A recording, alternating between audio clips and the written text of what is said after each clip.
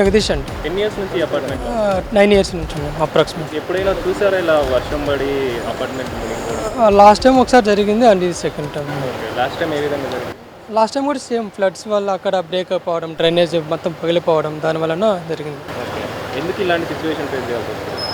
Simple thing అండి, అంటే drainage lines అనేది ప్రాపర్ వేలో వేయకపోవడం వలన అండ్ ప్రాపర్గా దాన్ని అంటే గేట్ వాల్స్ ఓపెన్ చేసే పద్ధతి అది లేకపోవడం వలన అలా జరగడం వచ్చింది. జిహెచ్ఎంసీ వాళ్ళు ఎవరైనా వచ్చారా? ఎవరు రాలేదు జిహెచ్ఎంసీ. రాత్రి నుంచి మీకు కరెంటు అలాంటివి? కరెంట్ ఏం లేదండి, కరెంట్ ఏం లేదు. ఏం లేదు, అంటే వాటర్ ట్యాంక్స్ ఇష్యూ అవుతున్నాయి. వాటర్ అనేది ఫ్లోయింగ్ ఎక్కడి నుంచి వస్తుంది? అంటే పక్కన గ్రేడెడ్ కమ్యూనిటీస్ ఎక్కువ అయిపోవడం వలన అండ్ అన్ని లైన్స్ అన్ని అపార్ట్మెంట్స్ కలిపి ఒకటే లైన్ ఉండడం వలన సఫిషియంట్ లేకపోవడం అండ్ గేట్ వాల్స్ ప్రాపర్ వేలో రిమూవ్ చేసే ఫ్లెక్సిబిలిటీ లేకపోవడం వలన ఇలా జరగడం వల్ల. ఎందుకని జిహెచ్ఎంసీ వాళ్ళు పట్టించుకోలేదు?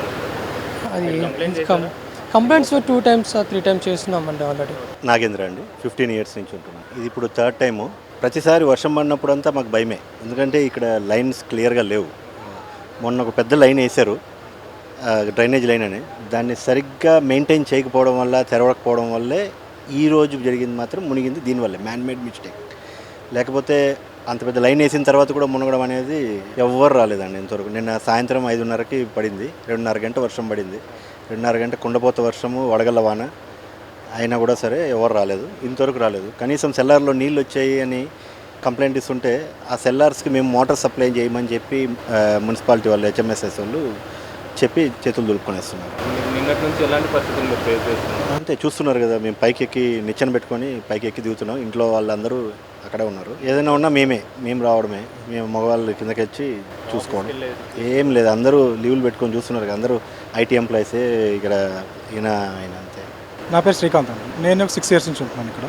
యాక్చువల్గా నేను రావడం వల్ల ఇప్పుడు ఇదే ఫస్ట్ టైం. యాక్చువల్గా ఇంతకుముందు వచ్చిందన్నారు, బట్ ఇప్పుడు ఏంటంటే ఇది నిన్న బాగా హెవీ రైన్ వల్ల అక్కడ జామ్ అవ్వడం వల్ల వాటర్ అంతా ఇక్కడికి ఫ్లో అయిపోయింది. అది 14 centimeters వరకు పడిందని చెప్పి అన్నారు. మోకాళ్ళతో దాటిపోయింది. కార్లు కూడా అప్పటికప్పుడు ఏంటంటే ఆ ఫోర్స్ రావడం వల్ల ఇక తప్పక మేము కబాలని ఒకళ్ళు ఉండవడం వల్ల సరిపోయింది. లేకపోతే ఆ ఫ్లోటింగ్లోనే కార్ కూడా ఉండిపోయేది. మేము చాలా ఇబ్బంది పడేవాళ్ళం. బట్ లక్కీగా ఒకళ్ళు ఉండటం వల్ల తీయగలిగామని. బట్ అది కూడా చాలా ప్రెషర్తో తేయాల్సి వచ్చింది. అది కూడా బైక్ కూడా మునిగిపోయింది. అది ఇంకా స్టిల్ అక్కడే ఉంది దాంట్లోనే, ఇంకా అది తీయాలి.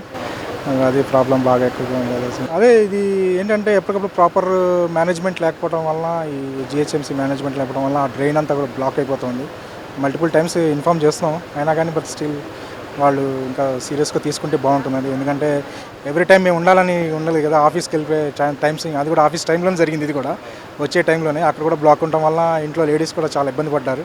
ఎసెన్షియల్స్ కూడా చాలా కష్టంగా తీసుకోవాల్సి వచ్చింది. అదంతా మెట్లు దిగి అది నిచ్చెన దిగి దాని నుంచి రావాల్సి వచ్చింది. ఇప్పుడు స్టిల్ ఇంకా లేడీస్ కూడా ఆఫీస్కి వెళ్ళక ఇక్కడే బ్లాక్ అయిపోయారు. చాలా ప్రాబ్లమ్స్. చిన్నపిల్లలు ఉన్నారు, వాళ్ళు కూడా ఇబ్బంది పడుతున్నారు. ఆ పాలు కన్నా దానికన్నా దీనికన్నా. రాత్రి నుంచి 7 ఈవినింగ్ 6:30 7 నుంచి మేము అది ట్రై చేసాము. అదే పవర్ లేకపోవడం వల్ల అలా ఇంకా ఫుల్ సేవేజ్ ఎక్కువ అయిపోయింది. బాగా వాటర్ బయటికి తీసుకోవడానికి మేమే మాట్లాడాల్సి వచ్చింది. బయట స్టిల్ చాలా కష్టపడ్డాము దానికి కూడా. సో నేను ఒకళ్ళు పర్సన్ పంపించారు, నేను లోకల్ ప్రెసిడెంట్ ఇక్కడ బ్లాక్ హాల్. మేము జిహెచ్ఎంసీ వాళ్ళు వచ్చి ఉంటే బాగుండేది, మాకు అదే అనిపించింది. బట్ స్టిల్ ఎనీవో మేము అట్లా 5-6 అపార్ట్మెంట్స్ ఉన్నాయి చుట్టుపక్కల. అక్కడ కూడా ఇలాంటి సిచ్యువేషన్స్ ఉన్నాయి. వాళ్ళు కూడా ఇదే ప్రాబ్లమ్స్ ఫేస్ చేస్తున్నారు. రాత్రి నుంచి కరెంట్ లేదు, చాలా పిల్లలు కూడా ఇబ్బంది పడుతున్నారు.